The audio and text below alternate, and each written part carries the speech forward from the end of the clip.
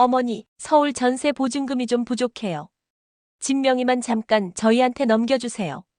말순 씨는 아들을 믿고 도장을 찍었습니다. 하지만 그날 밤 며느리의 입에서 나온 말은 충격적이었습니다. 어머니, 짐 싸서 나가세요. 평생을 살던 집에서 쫓겨난 70대 할머니. 하지만 몇 달 후 이 할머니에게 일어난 일은 아무도 예상하지 못했습니다. 경상북도 깊숙한 산골 마을, 새벽 5시 반이면 어김없이 일어나는 윤말순의 하루가 시작됩니다. 올해 72살인 말순은 무릎이 시큰거리는 것도 아랑곳하지 않고 마당으로 나섭니다. 텃밭에서 자란 상추며 깻잎들이 이슬을 머금고 있는 모습이 그렇게 예쁠 수가 없습니다. 아이고, 이놈의 무릎이 또 쑤시네.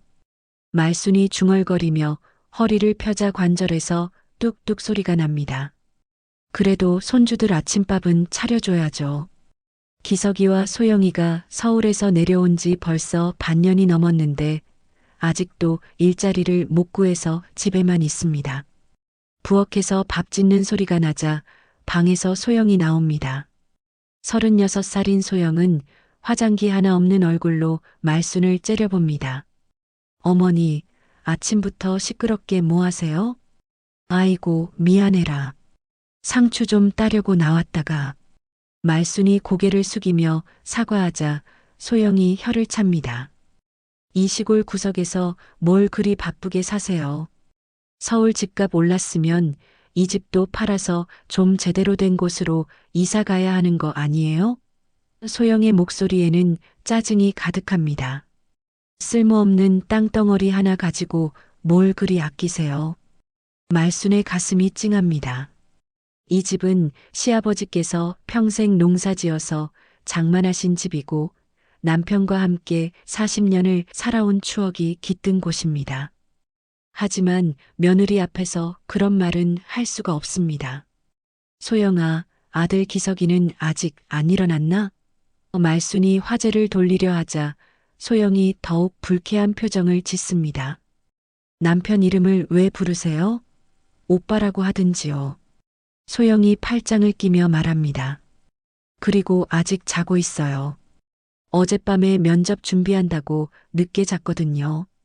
사실 기석은 면접 준비가 아니라 친구들과 술을 마시고 늦게 들어왔습니다. 하지만 말순은 모른 척합니다. 아들이 취업에 실패한 것도 서울에서 사업이 망한 것도 다 자신의 복이 없어서라고 생각하고 있으니까요. 그럼 내가 아침 차려놓을게. 상추쌈에 된장찌개 어떠니? 말순이 밝게 웃으며 말하자 소영이 코웃음을 칩니다. 매일 똑같은 반찬이네요. 서울에서는 배달 음식도 종류가 많고 마트에서 반찬도 사 먹을 수 있는데 소영이 한숨을 푹 쉽니다. 언제까지 이런 시골에서 살아야 하는 거예요? 말순은 아무 말도 하지 못하고 부엌으로 들어갑니다. 가스레인지에 물을 올리고 된장찌개를 끓이면서도 가슴 한구석이 답답합니다. 며느리가 이 집을 그렇게 싫어한다는 걸 모르는 건 아니지만 들을 때마다 마음이 아픕니다. 9시가 되어서야 기석이 일어납니다. 41살인 기석은 머리가 텁수룩하고 눈도 충혈되어 있습니다. 엄마, 아침 됐어요? 응, 기석아. 빨리 세수하고 와서 먹어. 말순이 따뜻하게 말하자 소영이 또 불만을 터뜨립니다. 어머니, 애 아침도 안 차려주시고 저희 것만 차려주세요? 아, 맞다. 진호하고 민지 밥그릇도 놓아야지. 말순이 허겁지겁 그릇을 더 꺼내자 소영이 혀를 찹니다. 11살 진호와 9살 민지는 말순의 손주들입니다. 아이들만큼은 말순을 할머니라고 부르며 따르는데 그게 말순에게는 유일한 위안입니다. 할머니, 오늘도 텃밭 구경 가도 돼요? 진호가 밝은 목소리로 묻자 말순의 얼굴에 미소가 피어납니다. 그럼 우리 진호가 토마토 따는 거 도와주면 좋겠다. 하지만 소영이 바로 가로막습니다. 진우야, 할머니 일 방해하지 마. 그리고 옷 더러워지니까 밖에 나가지 마. 말수는 또 한 번 가슴이 먹먹해집니다. 아이들과 함께 있는 시간만이 유일한 기쁨인데 그것마저 빼앗기는 것 같아서입니다. 하지만 며느리 앞에서 무어라 할 수는 없습니다. 그저 묵묵히 설거지를 하며 하루를 시작할 뿐입니다. 그렇게 보름이 더 지났습니다. 기석은 면접을 몇 차례 봤지만 번번이 떨어졌고 소영의 불만은 날이 갈수록 커져만 갔습니다. 특히 서울 친구들이 카카오톡으로 보내오는 맛집 사진이나 쇼핑 인증샷을 볼 때마다 소영의 표정은 일그러졌습니다. 언니, 강남 신상 카페 너무 예쁘다. 너도 서울 오면 같이 가자. 이런 메시지를 받을 때마다 소영은 핸드폰을 던져버리고 싶었습니다. 시골에서 시어머니 눈치 보며 사는 자신의 처지가 한없이 초라해 보였으니까요. 여보, 이러다가 우리 언제 서울로 올라가? 소영이 기석에게 넌지시 말을 꺼냅니다. 친구들은 다 아파트 사고 차도 바꿔 타는데 우리만 이 시골에서 썩고 있잖아. 기석도 답답하기는 마찬가지였습니다. 그래도 엄마가 우리 먹여주고 재워주시는데 조금만 더 참자. 내가 취업하면 바로 올라갈 수 있어. 조금만 더, 조금만 더. 벌써 몇 달째 같은 소리야. 소영이 짜증을 내며 방문을 쾅 닫습니다. 그런 어느 날 저녁 기적 같은 일이 일어났습니다. 기석이 예전 직장 동료로부터 전화를 받은 것입니다. 기석아, 우리 회사에서 경력직 뽑는데 관심 있어? 연봉도 괜찮고 복지도 좋아. 기석의 얼굴이 환해졌습니다. 정말? 고마워, 형. 바로 이력서 보낼게. 하지만 문제가 있었습니다. 서울로 올라가려면 전세 보증금이 필요한데 기석과 소영에게는 목돈이 없었습니다. 이전 사업 실패로 모든 돈을 날려버린 상황이었거든요. 여보, 어머니한테 부탁해볼까? 소영이 조심스럽게 말을 꺼냅니다. 이 집 담보로 대출받으면 되잖아. 기석이 난색을 표합니다. 엄마가 그런 걸 좋아하실까? 이 집은 아버지 유산이잖아. 그럼 어떻게 해? 기회는 지금뿐이야. 소영의 목소리가 높아졌습니다. 어머니도 우리가 성공하는 게 좋으실 거 아니야. 나중에 다 갚으면 되는 거잖아. 결국 기석은 용기를 내어 말순에게 사정을 털어놓았습니다. 엄마, 서울에 좋은 일자리가 생겼는데 전세 보증금이 좀 필요해서요. 말순은 가만히 듣고 있다가 고개를 끄덕였습니다. 얼마나 필요한데? 2억 정도요. 집을 담보로 대출받으면 될 것 같은데. 기석이 조심스럽게 말하자 말순의 표정이 굳어졌습니다. 2억이나? 말순이 깜짝 놀랐습니다. 그 큰 돈을 어떻게 해? 이때 소영이 나섰습니다. 어머니, 사실 더 확실한 방법이 있어요. 소영의 목소리에는 계산된 냉정함이 깔려 있었습니다. 집 명의를 저희한테 넘겨주시면 대출도 더 쉽게 받을 수 있고 나중에 집값도 더 오를 거예요. 말순이 어리둥절해합니다. 명의를 넘기라고? 네, 일시적으로요. 어차피 나중에는 저희가 물려받을 집이잖아요. 지금 미리 정리해 두시면 상속세도 절약되고 좋잖아요. 소영이 능숙하게 설득합니다. 그리고 어머니는 계속 여기서 사시면 되니까 달라질 게 없어요. 기석도 거들었습니다. 엄마, 소영이 말이 맞아요. 요즘 부동산 정책이 자주 바뀌어서 미리 준비해 두는 게 좋대요. 말수는 며칠 동안 고민했습니다. 밤마다 뒤척이며 남편 생각을 했습니다. 여보, 내가 어떻게 해야 할까? 아들이 성공하려면 도와줘야 하는 거 아닌가? 결국 일주일 후 말수는 도장을 꺼냈습니다. 기석아, 엄마가 너를 믿는다. 꼭 성공해서 좋은 아버지 되거라. 서류에 도장이 찍히는 순간 소영의 입가에 미묘한 미소가 스쳤습니다. 하지만 말수는 그걸 보지 못했습니다. 명의 이전이 완료된 그날 밤 소영은 기석에게 속삭였습니다. 여보, 이제 이 집 팔고 서울로 올라가자. 어차피 시골집은 관리하기도 힘들어. 그런데 엄마는 어떻게 해? 기석이 걱정스러워하자 소영이 차갑게 말했습니다. 어머니는 어머니 인생이 있으시잖아요. 우리는 우리 인생을 살아야죠. 그리고 이틀 후 소영은 말순 앞에 서서 차갑게 말했습니다. 어머니, 죄송하지만 이 집 팔기로 했어요. 어머니는 다른 곳으로 이사 가셔야 할 것 같아요. 말순의 눈이 동그래졌습니다. 뭐라고?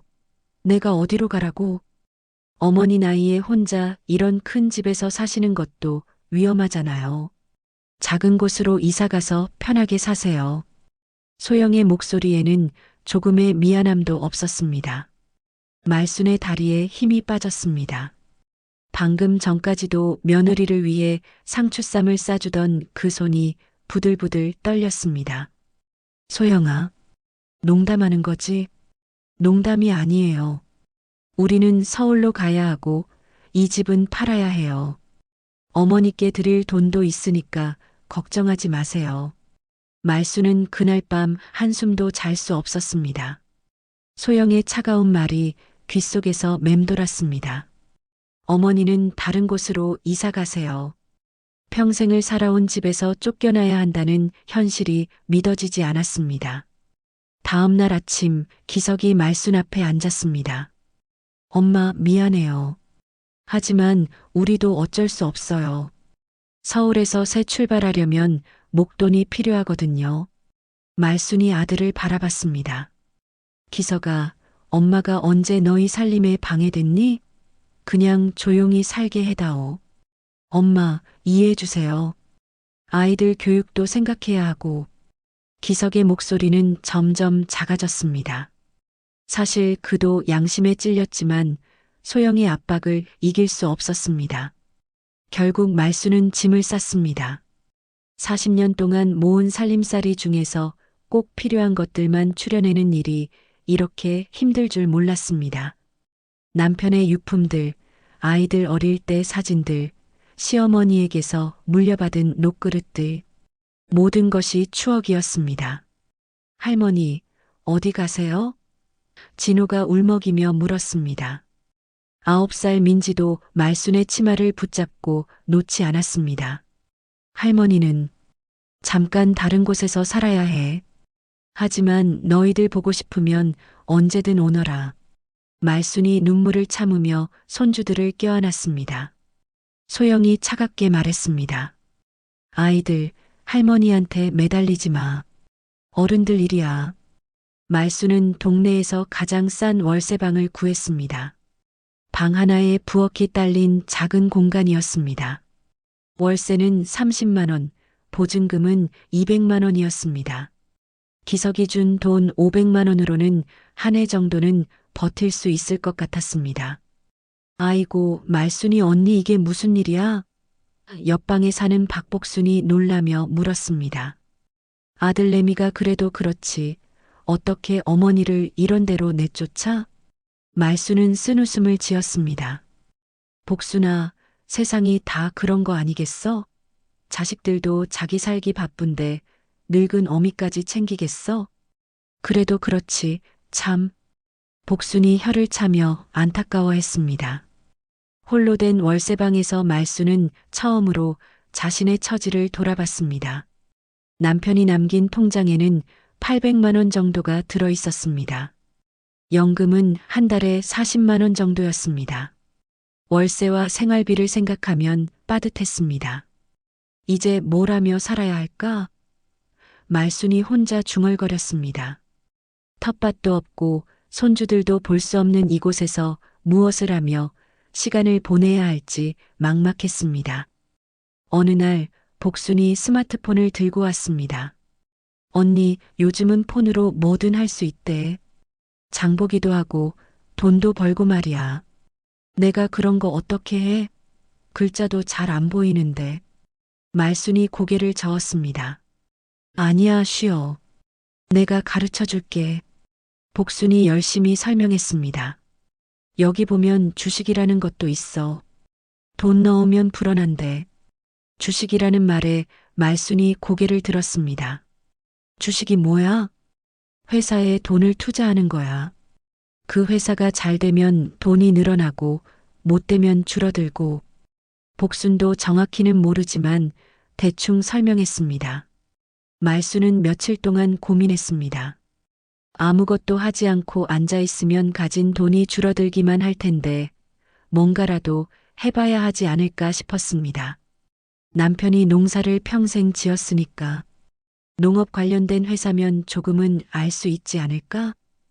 말순이 혼자 생각했습니다. 결국 말순은 작은 결심을 했습니다.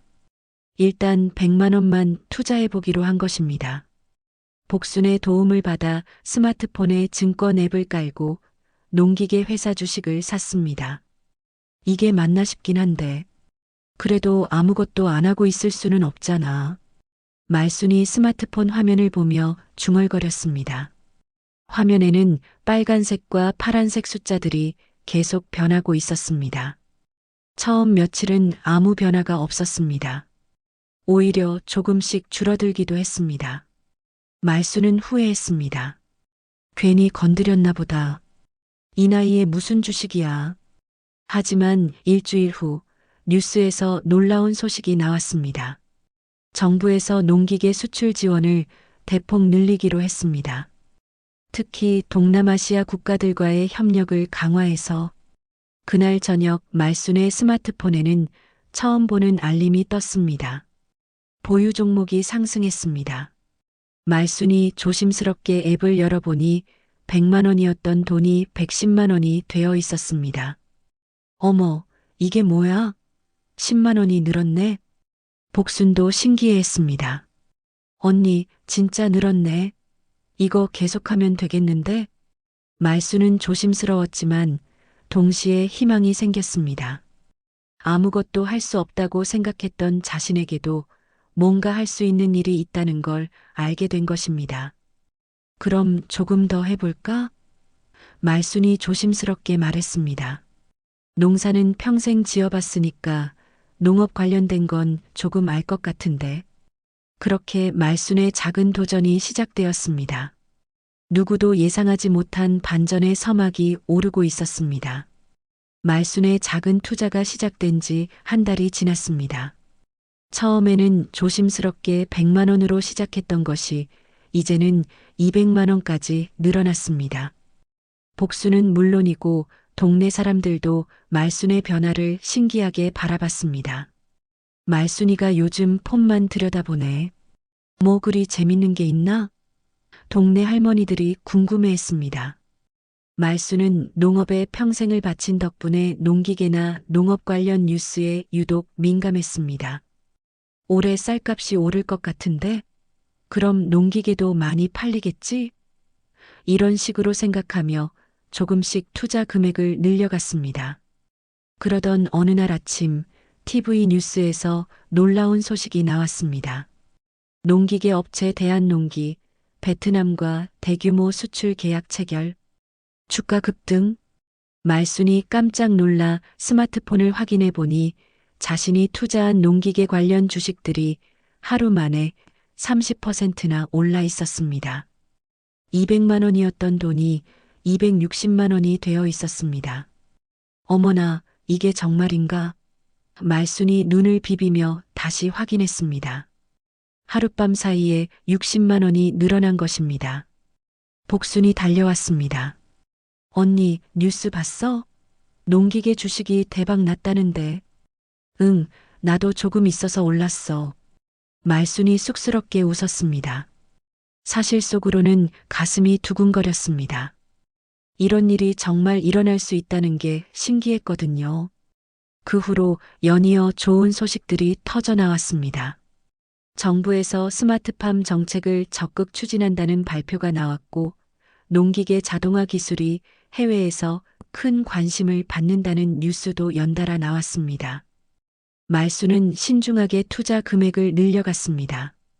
이번에는 300만 원을 추가로 투자했습니다.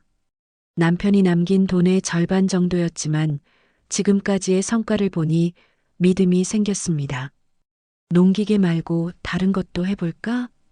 복순이 제안했지만 말순은 고개를 저었습니다. 아니야, 내가 아는 분야만 하자. 모르는 건 하면 안 돼. 말순의 신중함이 오히려 도움이 되었습니다. 한 달 후 말순의 통장 잔고는 믿기 어려운 숫자를 보여주고 있었습니다. 800만 원으로 시작한 투자가 2천만 원이 되어 있었습니다. 연금 몇 년치에 해당하는 돈이었습니다. 동네 사람들 사이에서 소문이 나기 시작했습니다. 말순이가 폰으로 돈을 번대. 주식인가 뭔가 해서 대박 났다더라. 동네 이장 김판수가 찾아왔습니다. 말순이 아줌마 소문 들었는데 정말인가요? 말순이 겸손하게 웃었습니다. 아이고, 뭐 대단한 건 아니고 그냥 운이 좋았나 봐요. 아니에요, 아줌마. 요즘 젊은 사람들도 주식으로 돈 벌기 어렵다는데 대단하시네요. 김판수가 진심으로 감탄했습니다. 하지만 말수는 우쭐하지 않았습니다. 오히려 더욱 조심스러워졌습니다. 이런 일이 계속될 리는 없을 거야. 적당히 해야지. 그런데 며칠 후 더 큰 뉴스가 터졌습니다. 한국농기계, 인도네시아 정부와 1,000억 원 규모 계약. 관련주 연일 상한가. 말순이 투자한 회사가 바로 그 계약의 주요 업체 중 하나였습니다. 주가는 연일 상한가를 기록했고 말순의 투자금은 하루에 수백만 원씩 늘어났습니다. 일주일 만에 말순의 계좌에는 5천만 원이 넘는 돈이 들어 있었습니다. 평생 모아도 만들기 어려운 돈을 몇 달 만에 벌어들인 것입니다. 복순이 깜짝 놀랐습니다. 언니, 이거 진짜야? 5천만 원? 나도 믿어지지 않아. 꿈 같아. 말순도 어리둥절했습니다. 하지만 동시에 묘한 감정도 들었습니다. 자신을 내쫓은 며느리와 아들이 생각났거든요. 그때 복순이 말했습니다. 언니, 소영이랑 기석이가 알면 어떤 표정을 지을까? 말순은 잠시 생각에 잠겼습니다. 며느리가 자신을 쓸모없는 늙은이라고 생각했는데 그 쓸모없는 늙은이가 몇 달 만에 이런 돈을 벌었다는 걸 안다면 어떤 기분일까요? 하지만 이걸 자랑할 생각은 없어. 돈 때문에 사람 관계가 틀어지는 건 보기 싫거든. 말순이 조용히 말했습니다. 그런데 동네는 좁았고 소문은 빨리 퍼지는 법이었습니다. 말순이 주식으로 큰 돈을 벌었다는 이야기는 곧 온 동네에 퍼졌습니다. 동네 슈퍼 아줌마도 말순을 보는 눈이 달라졌습니다. 말순이 언니 정말 대단하시네요. 요즘 젊은 사람들도 못하는 걸 하시다니. 말순은 쑥스러워했지만 마음 한구석으로는 뿌듯했습니다. 아무도 자신에게 기대하지 않았는데 혼자서도 충분히 해낼 수 있다는 걸 증명한 것 같았거든요. 하지만 말순은 여전히 조심스러웠습니다. 돈이 사람을 변하게 한다더니 나는 그러면 안 돼. 말순은 스스로를 다짐했습니다. 그리고 그 소문은 결국 기석과 소영의 귀에도 들어갈 것이었습니다. 말순은 그때가 오면 어떻게 해야 할지 막막했지만 동시에 묘한 기대감도 들었습니다. 서울에서 기석과 소영의 생활은 말순이 투자로 대박을 치고 있을 때와는 정반대로 흘러가고 있었습니다. 기석이 그토록 기대했던 일자리는 면접 과정에서 떨어져 버렸고 전세 보증금으로 마련한 돈도 점점 줄어들고 있었습니다. 여보, 이번 달 카드값 어떻게 해? 소영이 고지서를 들고 한숨을 쉬었습니다. 아이들 학원비에 생활비까지 돈이 물 새듯이 나가네. 기석도 답답하기는 마찬가지였습니다. 조금만 더 버텨보자. 다른 회사 면접도 보고 있으니까. 하지만 현실은 녹록지 않았습니다. 40을 넘긴 기석을 원하는 회사는 많지 않았고 있다고 해도 연봉이 기대에 못 미쳤습니다. 게다가 서울 생활비는 시골과는 비교도 되지 않게 많이 들었습니다. 2달이 지나자 소영의 불안감은 더욱 커졌습니다. 이러다가 우리 망하는 거 아니야? 시골집 판 돈도 얼마 안 남았는데. 그래도 엄마한테 또 손 벌릴 수는 없잖아. 기석이 괴로워했습니다. 사실 그도 어머니에게 미안한 마음이 컸습니다. 소영이 화를 냈습니다. 손 벌리긴 뭘 벌려.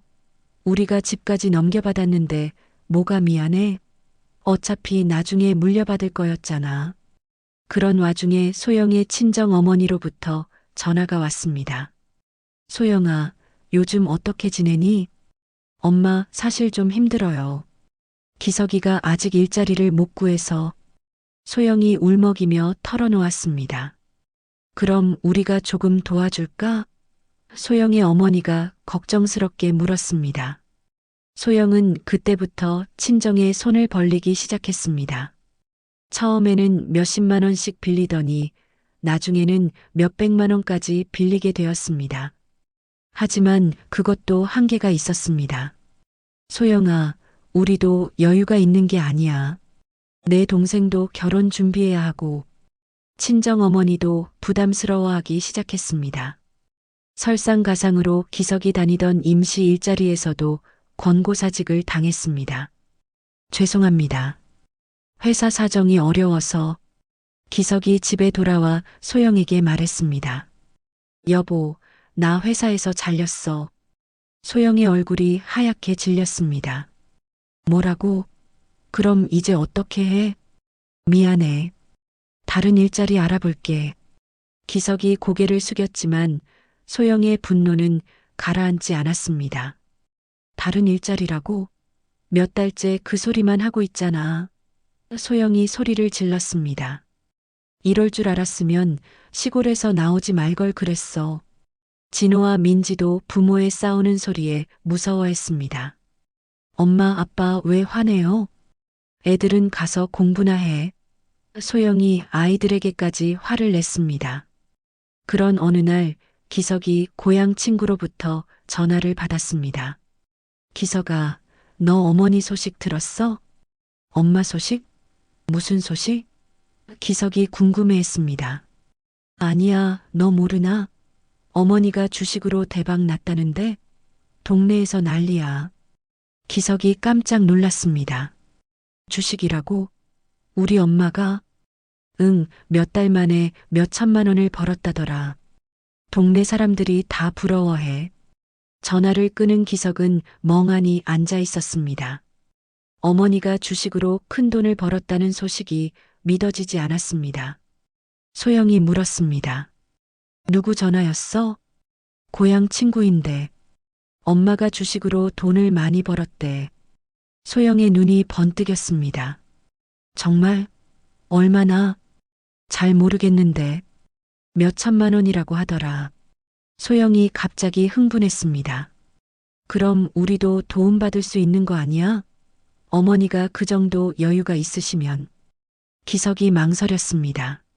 하지만 우리가 엄마를 그렇게 대했는데 어떻게 도움을 청해? 그게 뭐 어때? 어차피 가족이잖아. 소영이 단호하게 말했습니다. 그리고 우리가 집 명의까지 넘겨받았는데 어머니도 우리한테 신세 진 거나 마찬가지야. 기석은 고민에 빠졌습니다. 어머니를 찾아가고 싶은 마음은 있었지만 죄송한 마음이 더 컸습니다. 하지만 현실적으로 당장 급한 건 돈이었습니다. 그럼 한번 가볼까? 기석이 조심스럽게 말했습니다. 당연하지. 빨리 가자. 소영이 즉시 짐을 챙기기 시작했습니다. 이틀 후 기석과 소영은 아이들과 함께 시골로 내려왔습니다. 하지만 예전 집에는 다른 사람이 살고 있었고 말순이 어디 사는지 찾아야 했습니다. 동네 사람들에게 물어보니 말순이 월세방에서 산다는 걸 알게 되었습니다. 기석은 그 말을 듣고 가슴이 아팠습니다. 어머니가 그런 곳에서 살고 계신다는 게 미안했거든요. 어머니가 주식으로 돈을 많이 벌었다면서 왜 월세방에서 사세요? 소영이 의아해했습니다. 엄마는 원래 검소하신 분이야. 돈이 있어도 함부로 쓰지 않으시거든. 기석이 대답했습니다. 드디어 말순의 월세방 앞에 도착했습니다. 기석이 문을 두드렸습니다. 엄마, 기석이에요. 문이 열리고 말순이 나타났습니다. 몇 달 만에 본 아들과 며느리, 그리고 손주들이었습니다. 하지만 말순의 표정은 그리 반갑지 않았습니다. 어쩌다 이 먼 데까지. 서울은 살기 좋은 곳이라며. 말순의 차가운 말에 기석은 할 말을 잃었습니다. 진호와 민지가 할머니 하며 달려들려 했지만 어색한 분위기 때문에 주춤거렸습니다. 엄마, 우리 좀 들어가서 얘기할까요? 기석이 조심스럽게 말했습니다. 말순은 잠시 망설이다가 문을 열어주었습니다. 비좁지만 들어와. 작은 월세방 안을 본 소영은 깜짝 놀랐습니다. 주식으로 큰 돈을 벌었다는 사람이 사는 곳치고는 너무 초라했거든요. 낡은 가전제품들과 남편의 유품 몇 개가 전부였습니다. 어머니, 여기서 혼자 사시기 불편하시죠? 소영이 둘러보며 물었습니다. 하지만 말순은 대답하지 않았습니다. 기석이 입을 열었습니다. 엄마, 그동안 안 찾아뵀어서 죄송해요. 서울에서 정신없이 지내다 보니. 그래, 서울 생활은 어떠니? 말순이 담담하게 물었습니다. 기석과 소영은 서로 눈치를 봤습니다. 사실대로 말하기가 쉽지 않았거든요. 그게 좀 힘들어요. 기석이 결국 털어놓았습니다. 일자리도 구하기 어렵고 생활비도 많이 들고. 말순은 아무 표정 없이 들었습니다. 그럼 집은 팔았니? 네, 팔았어요. 기석이 고개를 숙였습니다. 그 돈으로도 모자라니? 말순의 목소리에는 감정이 없었습니다. 소영이 참지 못하고 나섰습니다. 어머니, 사실 저희가 와서 부탁드릴 일이 있어요. 부탁? 말순이 소영을 쳐다봤습니다. 네, 어머니가 주식으로 많이 버셨다고 들었는데 저희가 정말 어려운 상황이라서요. 소영의 목소리에는 간절함이 섞여 있었습니다. 말순이 웃음을 터뜨렸습니다. 하지만 기쁜 웃음이 아니었습니다. 아, 그래서 온 거구나. 어머니. 기석이 당황했습니다. 나를 월세방으로 내쫓고 집을 팔아버린 사람들이 이제 와서 돈 달라고? 말순의 목소리가 조금씩 높아졌습니다. 소영이 변명했습니다. 그때는 어쩔 수 없었잖아요. 저희도 살아야 했고, 너희도 살아야 했다고. 말순이 소영을 똑바로 쳐다봤습니다. 그럼 나는 안 살아도 되는 거였어? 기석이 어머니를 말렸습니다. 엄마, 그때 일은 우리가 잘못했어요. 정말 죄송해요. 죄송하다고? 말순이 일어섰습니다. 죄송하면 다야? 40년 살던 집에서 쫓겨나는 기분이 어떤지 알아? 소영도 감정이 격해졌습니다. 어머니, 저희도 지금 절박한 상황이에요. 아이들 생각해서라도. 아이들? 말순이 진호와 민지를 바라봤습니다. 아이들은 무서워서 아빠 뒤에 숨어 있었습니다. 그 아이들 생각하면서 할머니를 내쫓았어? 잠시 침묵이 흘렀습니다. 기석이 눈물을 글썽이며 말했습니다. 엄마, 그동안 정말 죄송했어요. 우리가 잘못했어요. 말순은 아들의 눈물을 보며 마음이 흔들렸습니다. 하지만 그동안의 상처가 쉽게 아물지 않았습니다. 기석아, 너는 내 아들이야. 하지만 너희가 한 일을 생각하면. 말순이 말을 멈췄습니다. 소영도 결국 고개를 숙였습니다. 어머니, 욕심에 눈이 멀어서 용서해 주세요. 말순은 한참 동안 아무 말도 하지 않았습니다. 그러다가 천천히 입을 열었습니다. 너희가 진심으로 반성한다면 보여줘야 할 게 있어. 말순이 일어서서 옷을 입기 시작했습니다. 어디 가세요? 기석이 물었습니다. 따라와. 말순이 짧게 대답했습니다. 일행은 말순을 따라 동네 회관으로 향했습니다. 회관 앞에는 많은 사람들이 모여 있었습니다. 무료 국수 나눔 행사가 열리고 있었습니다. 이거 누가 하는 거예요? 소영이 궁금해했습니다. 동네 이장이 대답했습니다. 말순이 아줌마가 매달 하시는 거예요. 어려운 이웃들을 위해서 말이죠. 기석과 소영은 깜짝 놀랐습니다. 어머니가 이런 일을 하고 계신다는 걸 몰랐거든요. 말순이 직접 국수를 나눠주며 사람들과 따뜻하게 인사를 나눴습니다. 할머니들부터 아이들까지 모두가 말순을 반갑게 맞았습니다. 말순이 언니 덕분에 우리 마을이 훨씬 살기 좋아졌어요. 한 할머니가 고마워했습니다. 그리고 마을 발전 기금도 거액을 기부하셨대요. 다른 사람이 덧붙였습니다. 기석은 어머니의 모습을 보며 가슴이 벅차올랐습니다. 자신들이 내쫓은 어머니가 이렇게 의미 있는 일을 하고 계신다는 게 더욱 미안했습니다. 엄마. 기석의 목소리가 떨렸습니다. 행사가 끝난 후 말순이 기석과 소영에게 말했습니다. 이게 내가 번 돈을 쓰는 방법이야. 나 혼자 잘 살려고 번 게 아니라 어려운 사람들과 나누려고 번 거야. 소영이 부끄러워했습니다. 어머니, 너희는 돈만 생각했지만 난 사람을 생각했어. 말순이 계속 말했습니다. 돈은 나누면 나눌수록 더 큰 가치가 되는 거야. 기석이 무릎을 꿇었습니다. 엄마, 정말 죄송해요. 우리가 너무 잘못했어요. 진호와 민지도 할머니 앞에서 울기 시작했습니다. 할머니, 미안해요. 말순의 마음도 흔들렸지만 아직 해야 할 말이 남아 있었습니다. 진정한 용서를 위해서는 더 큰 깨달음이 필요했습니다. 다음 날 아침 말순은 기석과 소영, 그리고 손주들에게 말했습니다. 나와 함께 갈 곳이 있어. 어디요? 기석이 조심스럽게 물었습니다. 예전 우리 집이야. 말순의 목소리는 담담했습니다. 소영이 당황했습니다. 그런데 거기는 이미 팔렸잖아요. 맞아, 팔렸지. 하지만 누가 샀는지는 모르지? 말순이 의미심장하게 웃었습니다. 일행은 말순을 따라 예전 집으로 향했습니다. 기석은 오랜만에 보는 고향집이 낯설게 느껴졌습니다. 집 앞에는 새로운 간판이 걸려 있었습니다. 윤말순 복지회관 건립 예정지. 기석과 소영은 그 간판을 보고 입을 다물지 못했습니다. 어머니, 이게 무슨 뜻이에요?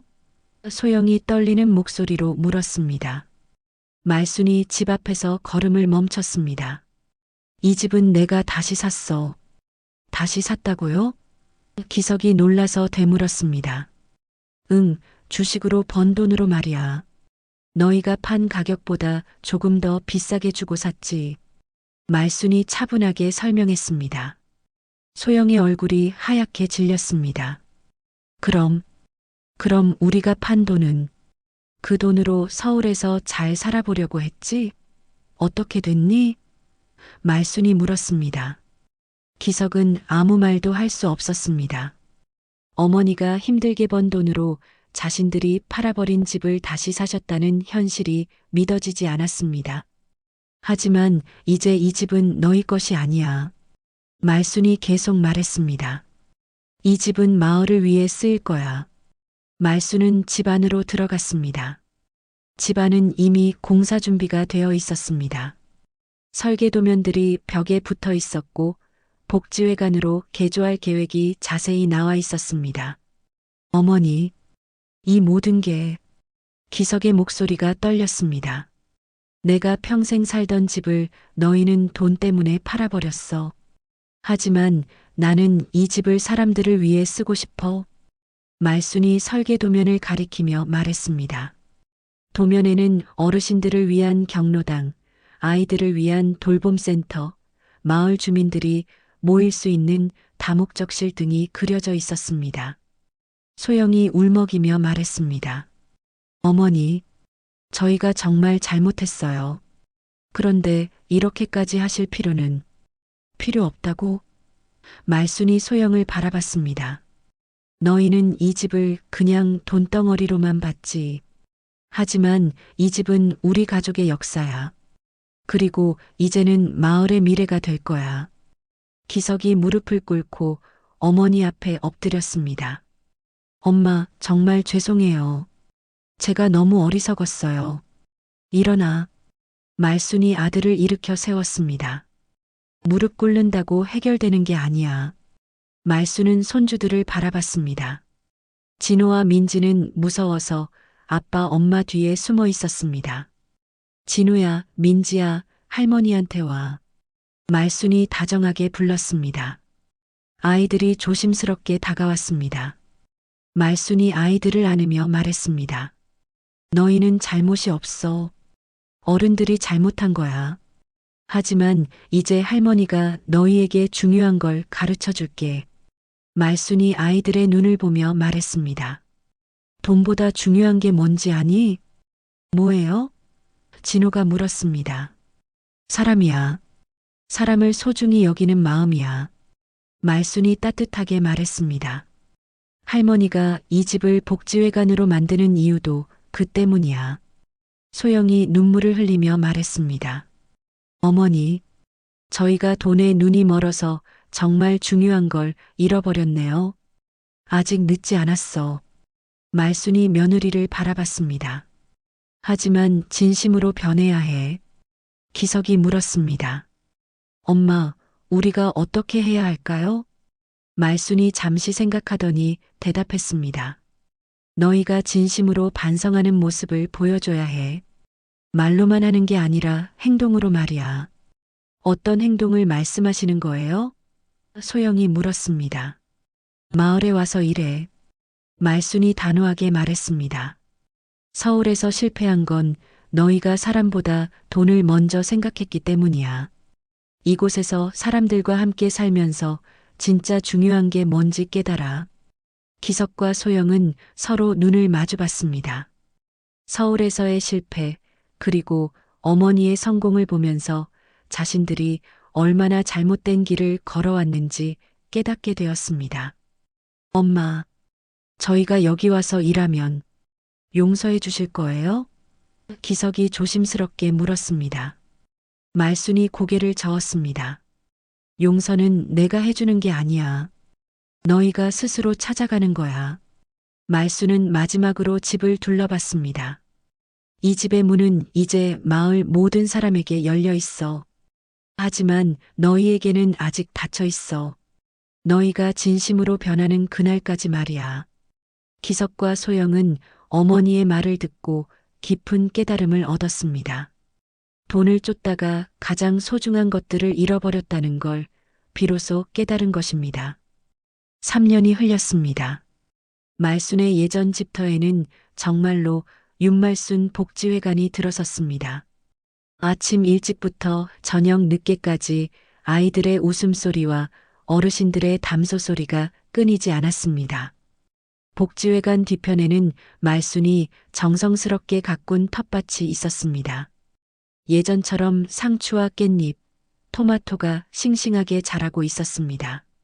말순은 여전히 새벽부터 일어나 텃밭을 돌보며 하루를 시작했습니다. 할머니, 오늘도 상추 따러 가요. 복지회관에서 돌봄을 받는 아이들이 말순에게 달려왔습니다.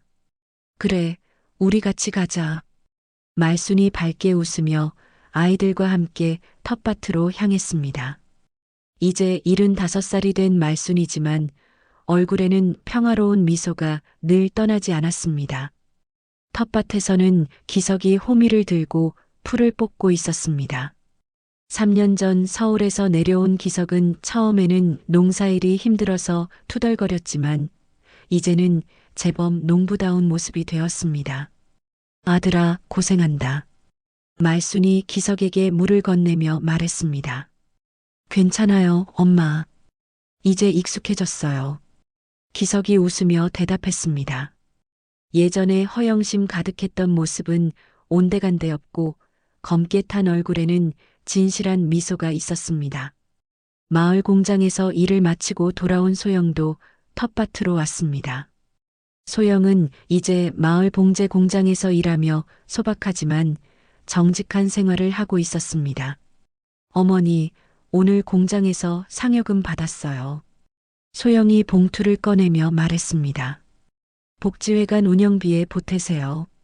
말순이 고개를 저었습니다. 그건 너희가 번 돈이야. 너희가 써. 아니에요. 저희는 충분해요. 소영이 진심으로 말했습니다. 이제 돈이 전부가 아니라는 걸 알겠어요. 3년 전의 소영과는 완전히 다른 모습이었습니다. 화장기 없는 얼굴이지만 마음에서 우러나오는 따뜻함이 있었습니다. 저녁이 되자 온 가족이 말순의 작은 집에 모였습니다. 말순은 여전히 월세방에서 살고 있었습니다. 돈이 없어서가 아니라 검소한 생활이 몸에 배어 있었기 때문입니다. 할머니, 오늘 학교에서 칭찬받았어요. 이제 중학생이 된 진호가 신나게 말했습니다. 우리 진호가 뭘로 칭찬받았나? 말순이 궁금해했습니다. 친구들한테 도시락 나눠줬다고요. 할머니가 항상 나누는 게 중요하다고 하셨잖아요. 말순의 눈가에 미소가 번졌습니다. 그래, 우리 진호가 할머니 말을 잘 기억하고 있구나. 초등학교 6학년이 된 민지도 자랑했습니다. 할머니, 저도 오늘 할머니들 도와드렸어요. 복지회관에서 어르신들 식사 도와드리고 왔어요. 우리 민지도 참 착하다. 말순이 손녀를 쓰다듬으며 기뻐했습니다. 기석이 어머니를 바라보며 말했습니다. 엄마, 3년 전에 저희를 받아주셔서 감사해요. 그때 엄마가 아니었다면 저희는 어떻게 됐을지. 무슨 소리야? 너희는 내 가족이잖아. 말순이 따뜻하게 말했습니다. 다만 그때는 너희가 진짜 소중한 걸 모르고 있었을 뿐이야. 소영도 감사의 마음을 표했습니다. 어머니, 저 정말 많이 변했죠? 예전엔 돈만 생각했는데 이제는 가족이 함께 있는 게 가장 소중하다는 걸 알겠어요. 그래, 소영이도 많이 변했어. 이제 진짜 우리 가족이 된 것 같아. 말순이 며느리의 손을 잡으며 말했습니다. 식사 후 가족들은 복지회관을 함께 돌아봤습니다. 어르신들을 위한 경로당에서는 할아버지 할머니들이 윷놀이를 하며 즐거운 시간을 보내고 있었습니다. 아이들 돌봄센터에서는 아이들이 책을 읽고 있었습니다. 말순이 덕분에 우리 마을이 정말 살기 좋아졌어요. 마을 이장이 말순에게 감사를 표했습니다. 어르신들도 외롭지 않고 아이들도 안전하게 돌봄받고 이게 다 마을 사람들이 함께 해주셔서 가능한 일이에요. 말순이 겸손하게 대답했습니다. 그때 기석이 말했습니다. 엄마, 저희도 이제 복지회관 운영을 도와드릴게요. 제가 회계 일을 배워서 관리하고 소영이는 아이들 돌봄을 도와드릴게요. 정말이니? 말순이 기뻐했습니다. 네, 이제 저희도 마을의 일원이 됐으니까요. 소영이 미소 지으며 말했습니다. 해가 저물어갈 무렵 말순은 혼자 텃밭에 나와 앉았습니다. 석양이 지는 하늘을 바라보며 남편을 그리워했습니다. 여보, 보고 있지?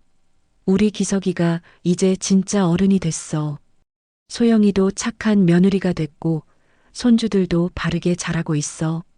말순이 하늘을 보며 중얼거렸습니다. 바람이 살랑살랑 불어와 말순의 머리카락을 스쳤습니다. 마치 남편이 대답하는 것 같았습니다. 복지회관에서는 여전히 사람들의 웃음소리가 들려왔습니다. 아이들의 제잘거리는 소리, 어르신들의 정겨운 대화 소리, 그리고 기석과 소영이 사람들을 도우며 나누는 따뜻한 대화들. 말순은 깊은 만족감을 느꼈습니다. 돈을 많이 벌었지만 그 돈을 혼자 쓰지 않고 마을 사람들과 나눈 것, 그리고 무엇보다 가족이 다시 하나가 된 것이 가장 큰 기쁨이었습니다. 돈은 나누면 나눌수록 더 큰 가치가 되는 거야. 말순이 예전에 했던 말이 다시 떠올랐습니다. 그때 진호와 민지가 달려왔습니다. 할머니, 뭐 하세요? 그냥 생각 좀 하고 있었어. 말순이 손주들을 바라보며 미소 지었습니다. 할머니, 저희 진짜 행복해요. 할머니랑 함께 살 수 있어서요. 민지가 말순의 팔을 꼭 껴안았습니다. 말순의 마음이 따뜻해졌습니다. 이것이 바로 자신이 원했던 것이었습니다.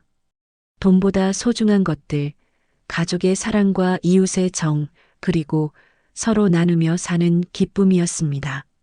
하늘에는 별들이 하나둘 나타나기 시작했고, 윤말순 복지회관에서는 오늘도 따뜻한 하루가 마무리되어 갔습니다. 말순의 얼굴에는 평생 중 가장 행복한 미소가 떠나지 않았습니다. 윤말순 할머니의 이야기 어떠셨나요? 혹시 비슷한 경험이 있으시거나 이런 이야기에 공감하신다면 댓글로 여러분의 생각을 들려주세요. 그리고 구독과 좋아요는 무료입니다.